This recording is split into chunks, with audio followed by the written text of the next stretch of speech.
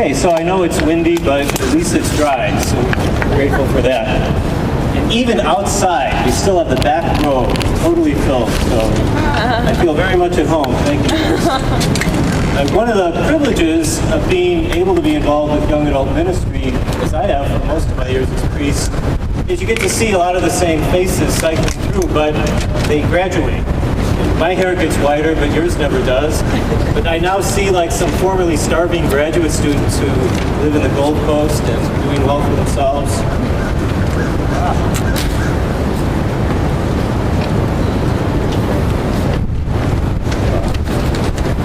Trying to pick up a dime.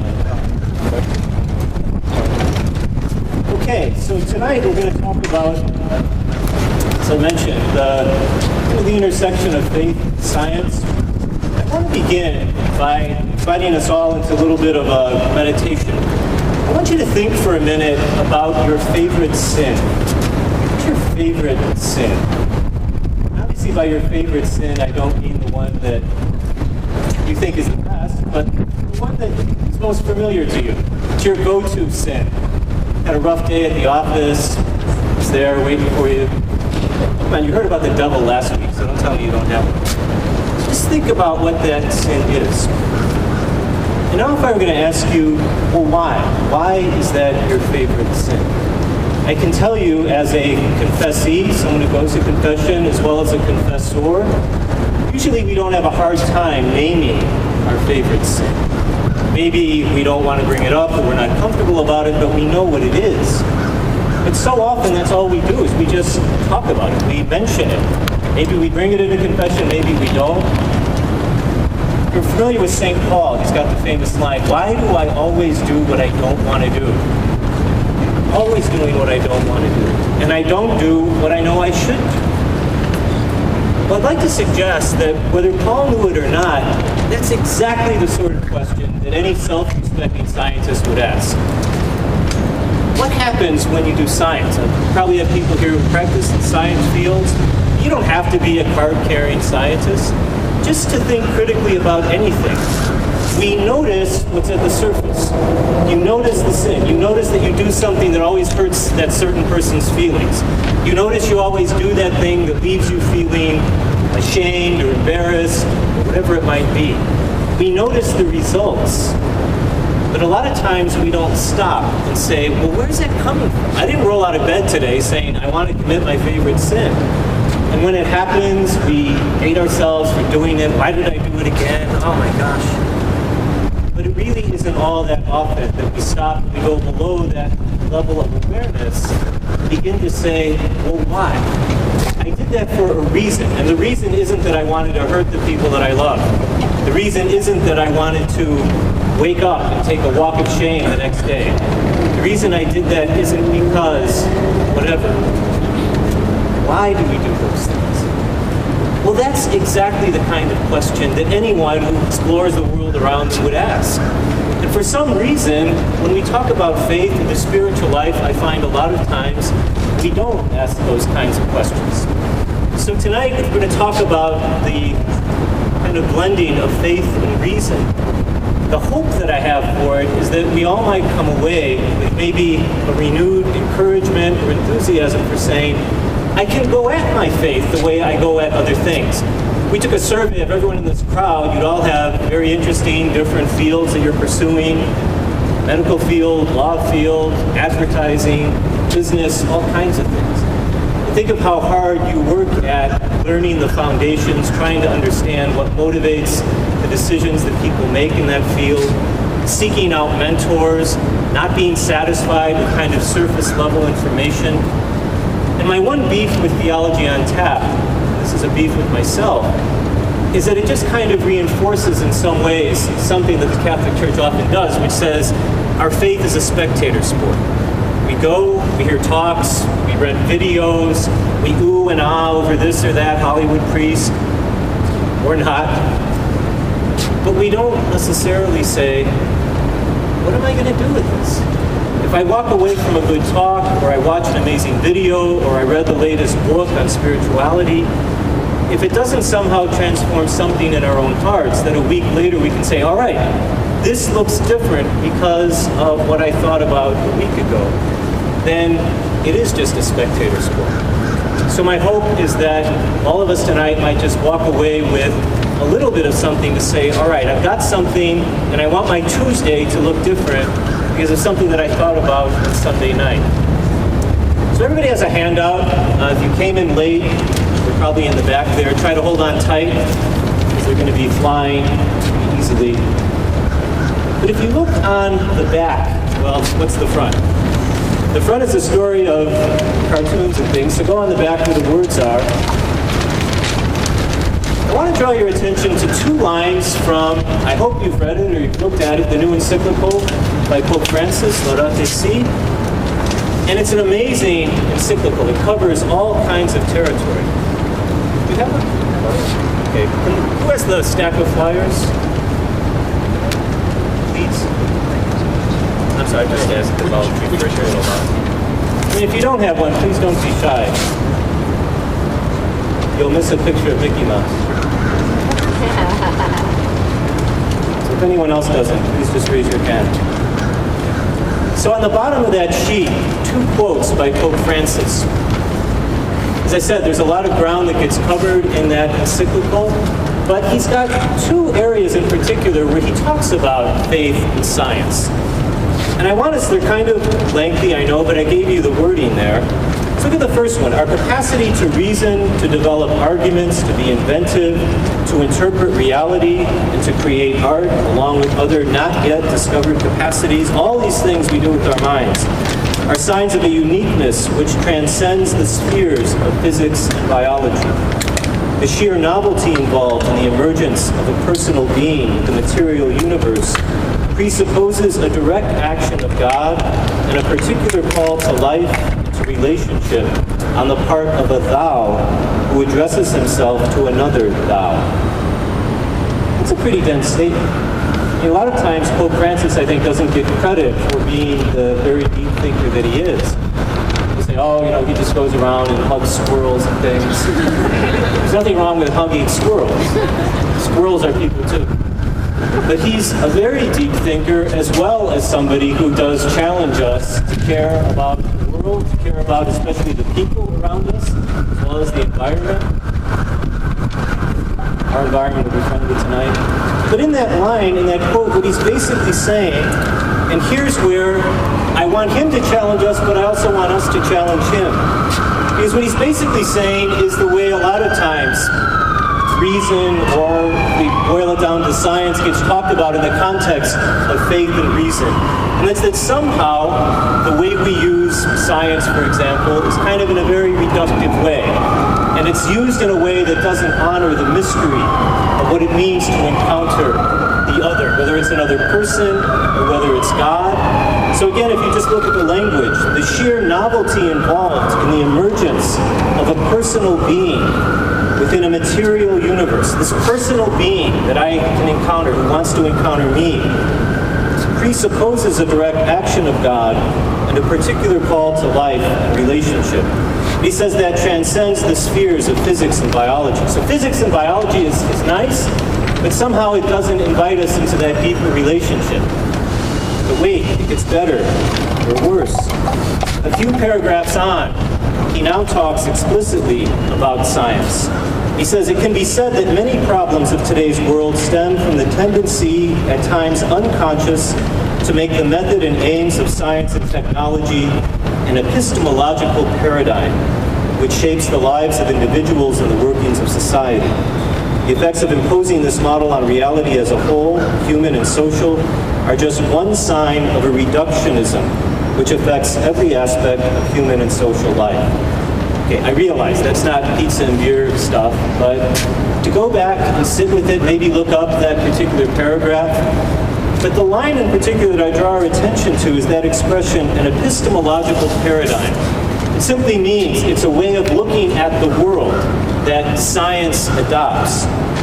Many problems in today's world stem from the tendency to make the method and aims of science the paradigm, the way we interpret what's around us. He says that shapes individuals and society. It imposes a model of reality as a whole, human and social, and it's a kind of reductionism. In other words, you guys aren't the amazing couple that I knew back at Northwestern. You're just this North Shore couple sitting there. I know you. Yeah, dime a dozen. Let me tell you about these people. We can look at the world around us and we can reduce it to categories. And I'm not just talking about being, I know them well, so please don't do that. So we do that, though, in terms of looking at the world, looking at the structures around us. And Pope Francis is saying, in some ways, that's the fruit of a scientific paradigm, if you like. Now, to be sure, looking at the world through that lens can lead to that kind of reductionism. My point, and what I'm inviting us into tonight, is to realize that that's not good science. And it's not good science simply, I don't say that only because it's morally crude or not nice or impolite, and certainly all of that, but it's bad science because it's not open itself to the wonder and the possibility of encounter that Pope Francis is precisely talking about when he's talking about faith. So the thing I want to stress tonight is that good faith is good science. And I don't just say that apologetically. I mean that in the deepest sense that I can mean it. That if there's one thing that science brings to faith, or I'll often interchange reason and science, it's just conventionality. But if there's one thing that reason brings to faith, is that it helps faith pose the right sorts of questions, I think. And it also forces people of faith to be honest, sometimes to be brutally honest. Just like any self-respecting scientist has to be brutally honest about what she's doing in the lab or what he's writing in his paper. And really, at the end of the day, it all gets down to we need to be honest, and we need to observe, and we need to be able to say, this is what I see with some clarity, and this is what I'm not so sure about. And I'm not going to hide behind any defensive walls. Whether that defensive wall is, all the jargon of my lab that you can't understand, but I can, or whether my defensive wall is this facade of Holy Name Cathedral, and I can go in the sanctuary, but you can't. We all have walls that we throw up. And to live behind those walls is certainly not good faith, but it's also not good science. So in some ways, this talk is a story of three very special people to my heart. So now turn the page over. Who is that with Mickey Mouse in the upper left-hand corner? Louder. Pluto. Prouder. Pluto. Mickey Mouse. Ignore Walt Disney for the moment. Mouse will sue me for saying that. In the lower right-hand corner, what's that? It's Pluto, right? With its beautiful, spanking new portrait that's just been taken within the last couple of weeks. And who's in the middle? Pluto. Hades, you said. Pluto. It's the story of three Plutos. Or Hades, as you said, but Pluto is his Greek name. And I didn't just put that up there because it's cute, and there's three Plutos you can refer to. But as you go from the upper left-hand corner to the lower right-hand corner, there really is a very important projection. So let's start with the upper left-hand corner. There's Pluto, Mickey Mouse's dog. In preparation for this talk, I did an extensive amount of Pluto research. You'd be amazed how much went into the final form of Pluto the dog that we have. There are many interesting incarnations in the beginning. But Pluto is the product of Walt Disney's mind. Walt Disney decided he needed a sidekick for Mickey Mouse, and so he sat down, very creative man, obviously, and he took all sorts of wonderful human characteristics, and he took all sorts of cute canine characteristics, and he just put them together and he created this entity we call Pluto. Okay? Well, how about Pluto in the middle? The Greek god, the Roman god. Well, it's a little more complicated how he comes about. As you may or may not know, Hades or Pluto is the god of the underworld. It's the god you encounter after you die. Does anyone know what's that beast at his feet? Cerberus. Right, the three-headed god. Never misses anything. In other words, when you go to hell, you're not getting out. So, very watchful guards. Well, think about for a minute where that concept would come from. It comes from people encountering a very intensive experience, namely the end of life. Okay? It comes from people contemplating a question that I think is on all of our minds. What's going to happen when I die? Maybe we don't think about it a lot when we're young and healthy, but as people that we know begin to pass on, or if you're dealing with any kind of serious illness, it's a question on all of our minds and hearts at some point. And as people, the ancient Greeks thought about this, their whole pantheon, their whole system of gods came up, sprang to life, so to speak. And this is their response of facing that mystery of death. So it partly comes out of the human mind, to be sure, but it's also drawn out by the human experience. Right? Walt Disney did not sit down and contemplate the essence of dog for years and years before he came up with Pluto. You're going to make your own joke about Plato, insert it there. So there's Pluto, Greek god. Go in the lower right-hand corner. Now you've got Pluto, the planet. Okay? And just in case you're wondering, so Walt Disney named Pluto. You really win an extra beer if there's any left. Does anyone know the name of the little girl on the left? So her name is Venetia Burney, and she is the person who named Pluto. See, you sit in the back, I can't hear what you say, so someone in the back got it. It's very good. Venetia Burney. And she was a girl in England, in Oxford. Pluto was discovered around 1930, and they were trying to come up with a name for it. So this literally was an international contest, and there were a couple different candidates out there. And she was studying Greek mythology at the time, right, as little girls in Oxford would have done in the 1930s, and she was really on fire with Greek mythology, and her dad was the former librarian in Oxford, so she had some strings to pull. And she said, why don't we call it Pluto? Because it's all the way out there, it's very cold, it's very dark, it seemed to make sense. And that's how Pluto got its name. But think about everything that went into taking this thing and calling it Pluto. So now we have to go all the way back. You know, I talked about the god of the underworld being in some sense the result of people facing the mystery of death. Well, about that same time, you know, when the Greeks looked up at the sky, they could see the lights that we call planets, and planet means wandering star, so they gave them names. But they had no idea what they really were, quote unquote, and they had their way of explaining it. But it almost like Pluto the dog, they were just looking and they were deciding this is what it is. Okay, fine. If you're familiar with that world system, it really goes back to Aristotle and it held sway for a long, long time. It's that basically everything underneath the level of the moon, that could change, like we change and plants change, but everything above the moon wouldn't change. It was sort of eternal and fixed. Well, Pluto, forget about it. They could not possibly have seen Pluto with the naked eye. And only after a long, long time did they begin to think about planets the way we do. This idea that planets could actually be things like what you see around here, rocks and whatnot. And that largely only comes when Galileo and Newton come on the scene, so we're jumping ahead 1,700 years.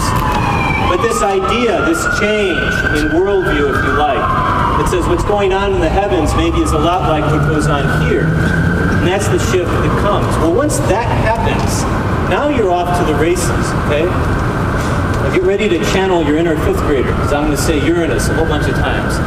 So there they are. They're looking at all the different planets. They see them. They're beginning now to discover some that they can see that they couldn't see with the naked eye. So Uranus, for a time, is the outermost planet. Well, they all have a lot of faith, if I can use that word, in Newton's laws, and laws of gravity, that I don't care how far you went in your science studies, all of us in high school at some time learned about Newton's laws. And as they're looking at this planet, and they've been very successful in terms of doing observations, you know, all of this before satellites, it's still amazing what they were doing with the technology they had. But they noticed that the planet Uranus is not behaving the way that it should. And there's something that just seems to be a little bit off. So you can't see anything, right? You look up, you can barely make out, even with good telescopes, the planet Uranus, but it's not quite behaving the way that it should as it moves through the sky. And so this leads a very brilliant mathematician to make a prediction. There's got to be a planet there. I know that Newton's laws are right. I know they can't be wrong, or at least I know they're the best bet going to try and explain the world around me. So I just know there's got to be something causing this funny behavior in the planet Uranus. And just on that, and his brilliance in mathematics, he makes a prediction, there's got to be a planet, and it's probably right there. And lo and behold, now that people have an idea of where to look, start training their telescopes there, and they find it. They find the planet Neptune. Well, great. It'd be very easy just to kind of kick back and say, isn't this an amazing accomplishment of human intellect and reason? But, this is often the case, not everyone is always satisfied with an easy answer. Maybe you're that guy or that girl here in the crowd. You're never satisfied with what somebody tells you. So they kept looking, and they kept looking, and they noticed that Uranus still was not fully being explained by even having this other planet, Neptune. And so yet another prediction was made, many decades after Neptune's discovery, and they called it Planet X. You can already see that movies and science fiction was beginning to hold sway. So now we're in the 1920s, Planet X, ooh, what's that? But the prediction that there is yet another planet that we haven't found. And this one is much harder to find because it's tiny, right, by Earth standards even. And lo and behold, that's Pluto. They finally find it. And as you may remember, controversy, what happened to Pluto about, gosh, now almost 10 years ago? It was demoted. Got demoted, yeah. So it's a minor planet, it's a protoplanet. It's very interesting. Venetia Burney lived well into her 90s. Okay, so this little girl who named Pluto, and she actually lived to see Pluto demoted. And so as you might imagine, the reporters went to her immediately, and they wanted to get a reaction to this. And she has a great quote. I mean, Google it because I can't quote it exactly. She says something like, well, you know, at my age, I really don't particularly care what they do with Pluto. But then, you know, clear, understated British lady that she is, she added, but I'd rather wish they'd just leave it as a planet. So she lived to see Pluto getting demoted, but still a very interesting woman and a great illustration of how all different strains of humanity come together for something like this. But the point is, Pluto itself, don't worry, we'll get everyone in if it starts, but it won't. Wouldn't dare. I dare you.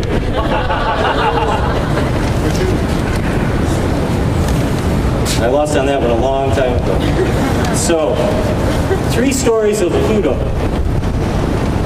If I could put a 4th picture on there, however, and I couldn't because I just couldn't find any clever Christian thing that was named Pluto. But I would say if you follow the progression from the human creative intellect saying, I'm going to create this cartoon character, I'm going to create this dramatic figure, moving on to, it's not chronological, I get that, but moving on to being drawn out by the encounter of the mystery of what it means to be a human being. And so I'm not going to be satisfied just with, well, you die and that's it, lights out. And so being drawn into that mystery, this whole idea of a kind of mythology saying, well, when you die, it must be something like this. There must be a certain sort of gloominess to it. You go there, you can never come back. So you get something like the god of the underworld, Pluto. Now you move on and you say, okay, I'm letting myself be encountered by the mystery of the world around me. But I'm never going to let that encounter stop. I'm not going to stop by simply saying, well, things are kind of funny here, so maybe we need an extra god to explain it. Or things are sort of funny here, so maybe Pluto isn't a planet like every other planet. I guess I could say Uranus isn't a planet like every other planet. And maybe that's how I can explain it. Instead to say, no, everything else I've encountered, I've experienced on Earth, has behaved according to certain ways that if there's funny behavior here, I've got to stay at it. And people were born, they lived, and they died before that mystery was solved. And so people spent their whole lives sometimes trying to encounter that mystery, and they never saw a solution to it. But that didn't stop them, and they passed it on to the next generation. And it's that kind of restlessness sitting in the face of mystery that led to something like the discovery of Pluto. But now the picture that you have in front of you, I hope you can all appreciate, and I'll be honest to say, I don't fully appreciate how remarkable it is. I mean, going to Pluto with a device that we can launch from Earth and get that close to it. You know, it's like trying to hit a pea on the other side of the planet with a BB gun. It's an incredibly small planet, and to get there, launching it from so far away, is an incredible, incredible achievement. And as you might know, does anyone know roughly how long this satellite was traveling before it got to the telescope?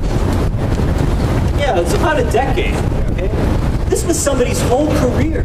Because just to put the science together, to build the machine, launch it, and all of that, they were working on that, I guarantee you, for decades. And if the poor thing had exploded on launch or whatever, I mean, all that would just be thrown out the window. So think of all the graduate students that worked on it, all the postdocs, all the primary investigators, all the billions of dollars that had to be raised and were funneled into that. And the fruit of that is this one series of pictures and an amazing amount of data that's being collected.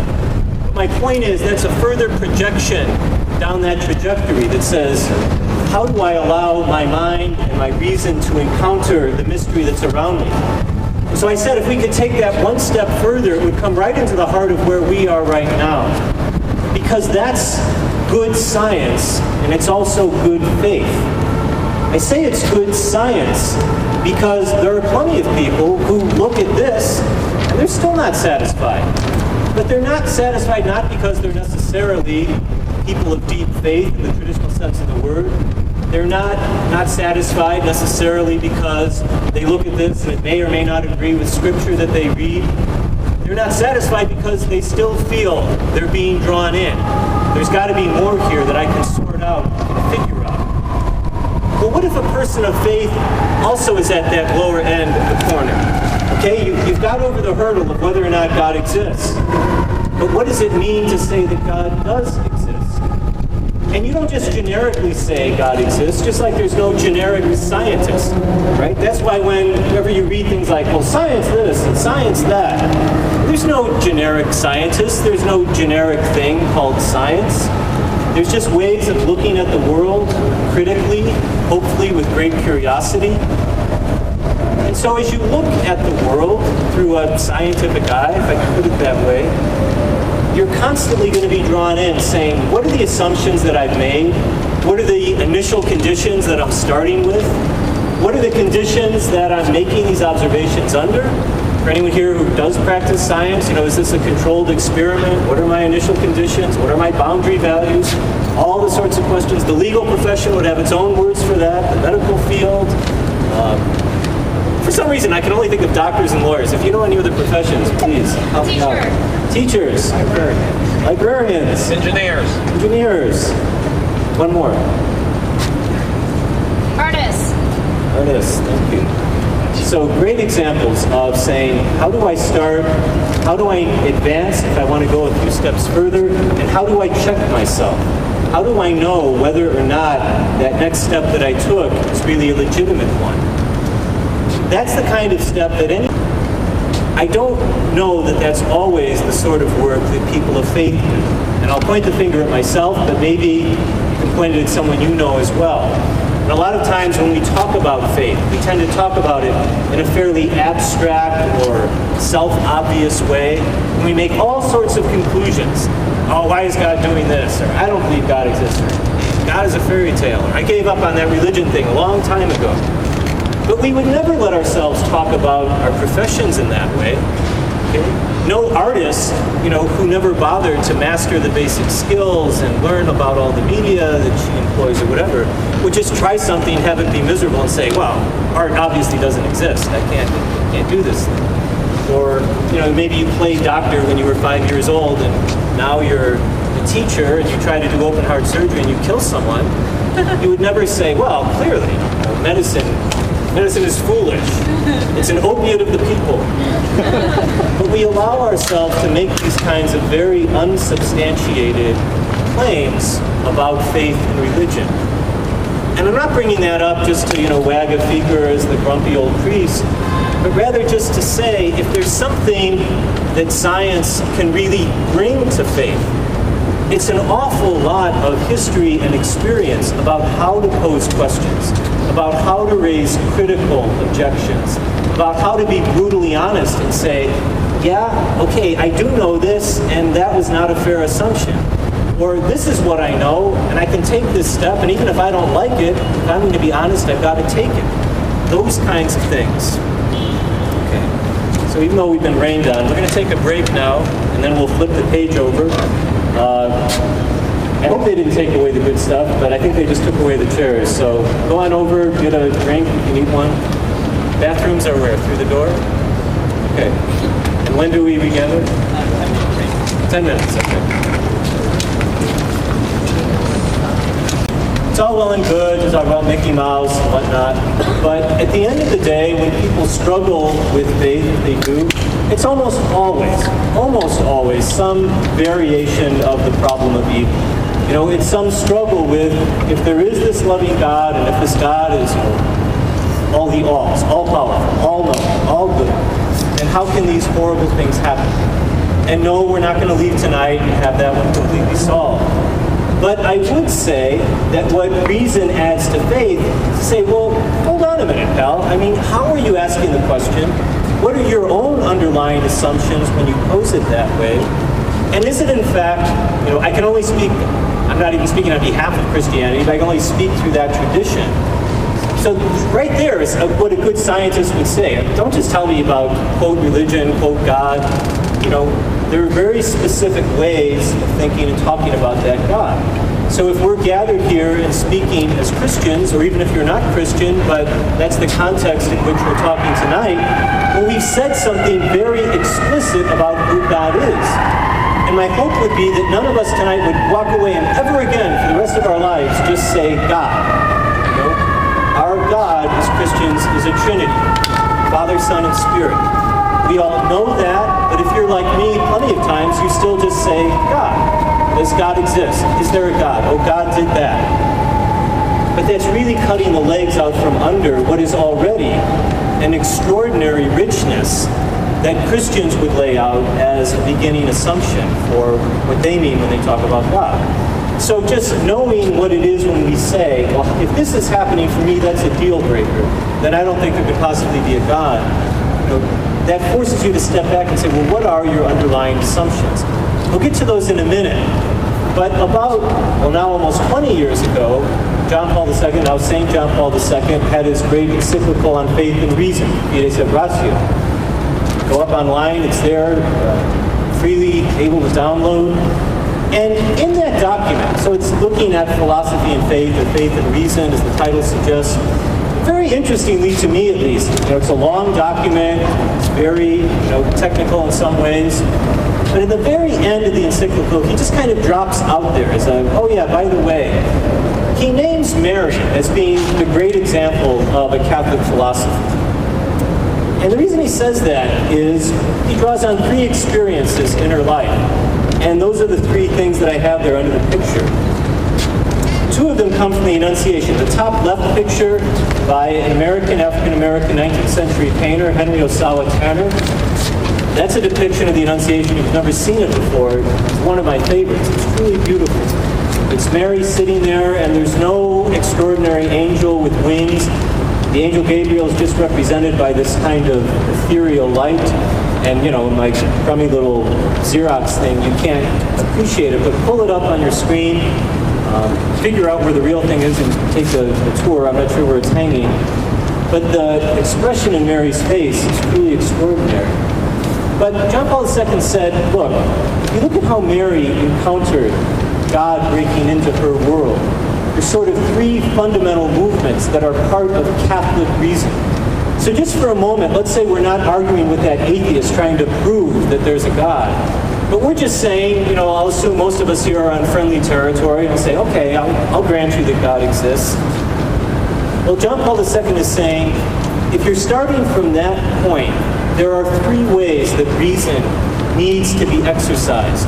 And the first one is when, you know, spoiler alert here, but Gabriel appears to Mary and says that she's going to conceive a child. And Mary, using her reason, says, well, you know, what's up with that? How is that possible? I know how these things happen. It hasn't happened. So she asks, and we have, you know, our very kind of formal translation, how can it be, since I do not know a man? But John Paul II is saying, look, she's not stupid, you know, and she's not afraid to look the angel in the eye and say, I don't understand what's going on here. But she's not argumentative. She doesn't say, you think I'm going to be pregnant? Ha! Well, that proves God doesn't exist, and let's walk on. That ability to say, honestly, I don't know how this is possible. I'm going to exercise my intellect and reason, but I'm going to be honest and say, here's where it's come up against a wall that it doesn't seem able to cross. But John Paul II says, it's receptive wonder. And I love that blending of those two words. Any good scientist here, any artist, any parent, any sibling, any child, I think that's covered all of us. Wonder, I hope, is something that never leaves your heart. When you meet someone and the wonder has gone out of their eyes, that's a very sad person.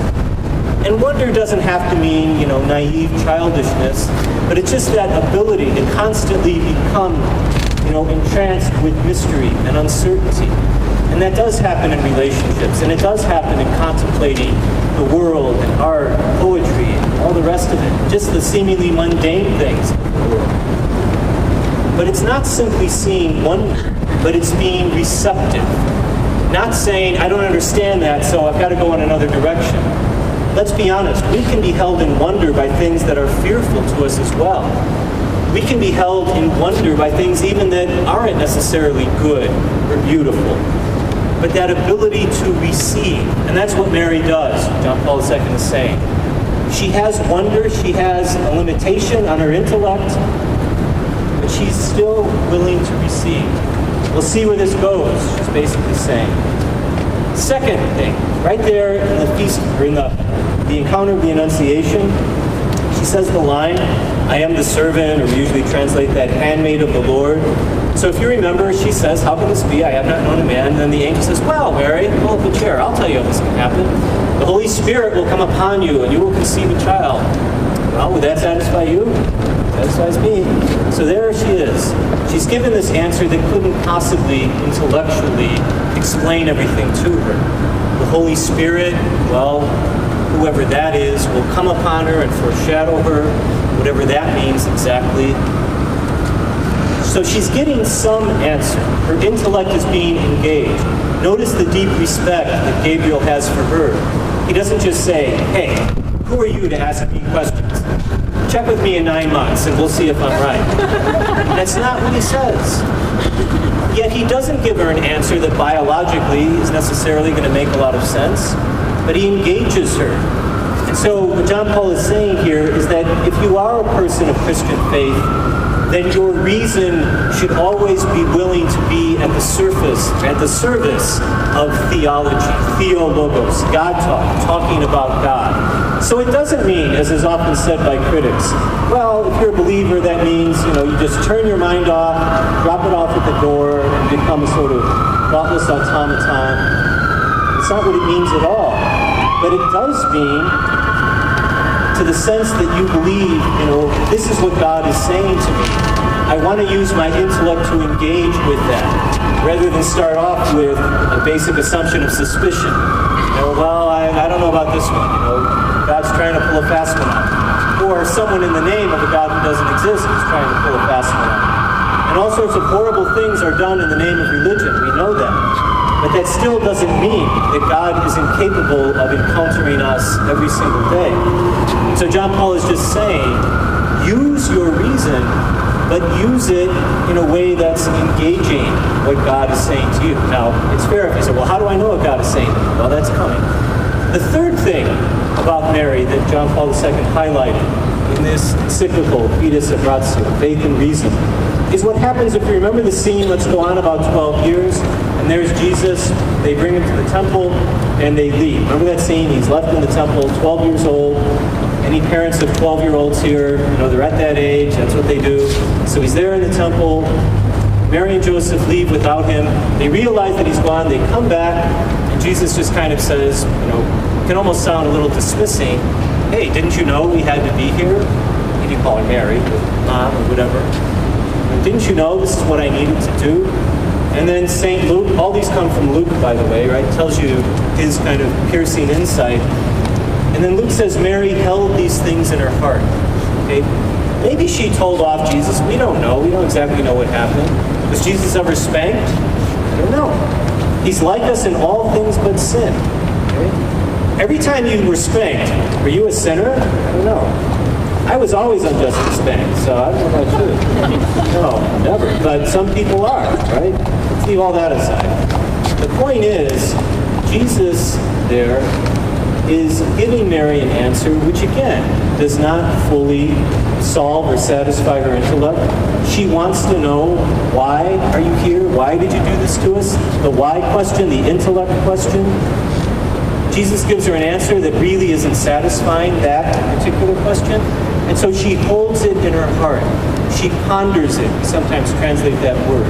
Ponder, right, from the same root meaning to weigh, where we get the word pound from. And this John Paul II is saying, if you want to exercise your reason as a person of Christian faith, you have to be willing to contemplate. Contemplate simply meaning you have to be willing to sit with things for a while. Don't necessarily demand or expect a quick answer. To hold it in your heart, but that doesn't mean to turn your brain off. That doesn't mean to stop dialoguing. That doesn't mean to stop exploring, and reading, and all the rest of it. Okay. Now, any scientist, maybe wouldn't say a servant of theology or receptive of God, but the idea of wondering, that idea of always keeping your reason in dialogue, that idea of contemplating. Some of you here maybe have spent long hours in the lab, or long hours in the library, or long hours before the canvas, or long hours with your second graders in the classroom. You know what it means to sit with something for a long time when you don't necessarily get immediate or quick results. So any person using reason, any person who is a practicing scientist certainly, would have no problem with many of these things. What they would say, however, is, all right, you've just told me, John Paul II, St. John Paul II, you've given me your big three and why Mary is this exemplar of a Christian thinker. But all of that is predicated on a very, very heavy couple of assumptions. Now, if you were going to talk to me about biology as a biologist, I would insist that you tell me, well, what are you starting with? What's your understanding of what an organism is? If you were going to give me a wonderful popular explanation of modern physics, I would say, well, I haven't spent years studying all of this stuff. You've got to tell me, what are your underlying assumptions? Well, we have, as Christians, underlying assumptions. We have fundamental axioms, right? Think back to those horrible laws you had to learn I did them in high school. Probably they do them in preschool now, but the distributive law, 1 + 1 is 2. Obviously, why do I have to learn that? Well, that's a definition. 1 + 1 is not automatically 2. If you have a system that's defined that way, then 1 + 1 is 2. You can define your starting axioms. Well, Christianity has axioms. Yes, that God exists, okay, but most people aren't going to, they'll say, all right, fine, I realize I have to be either, plus or minus on that one. But once you go beyond that, as soon as you said you're a Christian, you are automatically assuming a series of important axioms. And I've got 3 of them listed here. I would argue that these are probably the big 3.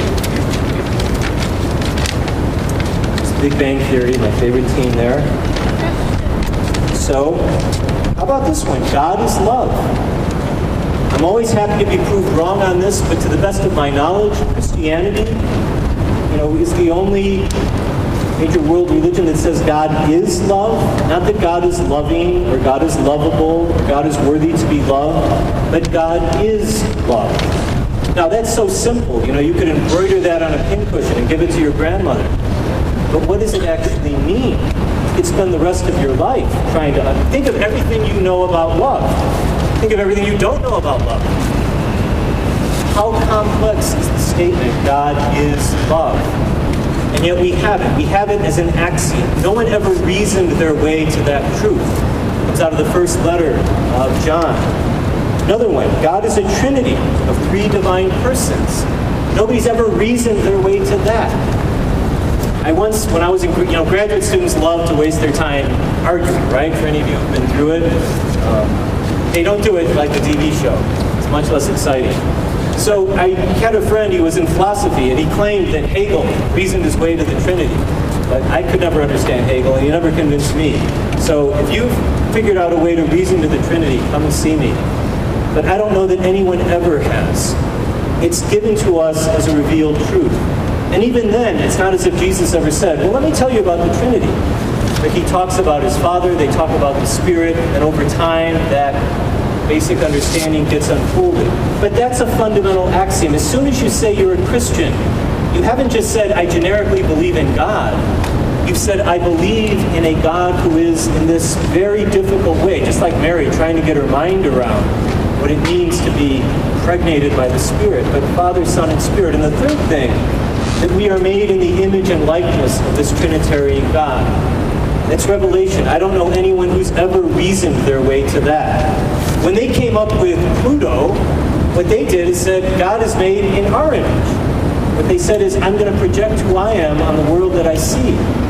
And obviously, made in the image and likeness of God, that comes out of the Hebrew Bible. But this idea, when you put the two together, that we're made in the image and likeness of a Trinitarian God. Now, if you take those three axioms, there's a lot you could say about it, obviously. But I would suggest there's one theme especially that runs through all three. And if someone here were going to say, if you just had to pick one thing there, that if these three axioms are true, then what's certainly one very powerful thing we're saying about God, God's nature? Anybody? Say that again? What would you say if these three axioms are true, then what is one really important quality we're ascribing to God? Ascribing, we're saying God has. Yeah. Okay, this probably won't work. The sound is just so bad. Just that inherent relational quality. That if God is a trinity of persons, then inherently God is relational. God can't not be in relationship. He's in relationship eternally with himself, for starters. Father, Son, and Spirit. Father, Son, and Spirit. That never stops. As soon as you say God and you're a Christian, you've said that a fundamental characteristic of God is that he's meant to be in relationship. Okay? Well, as we know, starting with these axioms, you get to something like another revealed truth, the incarnation. But because of the incarnation, God is now in relationship with us. And if we are made in the image and likeness of this God, who is relational, then necessarily, we are meant to be in relationship with other people. So the experience, if you like, whereby you say, do I really believe that this stuff is true, is you have to start with the relationships in your life. You have to start with, what is my experience of love? And anytime anyone has ever come up to me questioning the existence of God, or why do bad things happen to good people, I always ask them to start with, tell me about your experience of love. Tell me how you experience. Yeah, but wait a minute. Look, this baby has cancer. I understand. That's a tragedy. But tell me where you've seen love. As the mother, absolutely heartbroken, held that cancer-ridden baby in her arms, was that baby deprived of the ability to receive love or to give it? Well, no. Okay. But how could God? I understand all of that. But my point is simply, any good scientist would say, if these are your axioms, now you've given me something to work with. If I want faith and reason to begin to come together, these are the things I start with. And again, okay, the time's up, and I'm not going to answer that one. But if you leave here tonight with just one thing, maybe let it be, well, what is my experience of love? And how have I seen love present even in the midst of great suffering? Even in the midst of my wondering, is there a God? Does God really exist? Because at the end of the day, the fundamental claim that Christians say about God is that God is love and that nothing can take away our capacity to be in relationship and receive that love. Love doesn't take away cancer. It doesn't stop earthquakes. It doesn't give you a new job. It doesn't heal broken marriages. I mean, it can do that certainly at times. But having that love, that unconditional love, does not take away bad things. And yet that love is transformative. Love didn't pull Jesus off the cross. And if we miss that point, then we're really cutting the legs right out from underneath what Christianity is all about. It's that we can transcend these seeming limitations, and that when we breathe our last, it's not lights out, you go to Pluto here, and that's the end of the story. So all that does is raise questions, but we can take some, I guess, Paul or... Questions, guys? We're going to start the Q&A session. Who wants to start? that last comment about the relational aspect. Yeah.